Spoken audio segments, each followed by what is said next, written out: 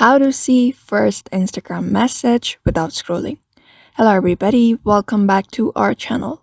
Today in this video we will be guiding you through on how we can see our first Instagram message without scrolling. So let's just get ahead with the process and look out on how we can do that. But before that, don't forget to hit that like, share and subscribe icon and also turn on the notification bell to get updated about our latest videos.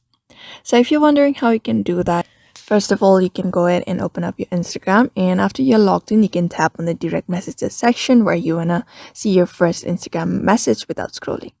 So tap on the person with whom you have chatted, and from which you want to see your first Instagram message.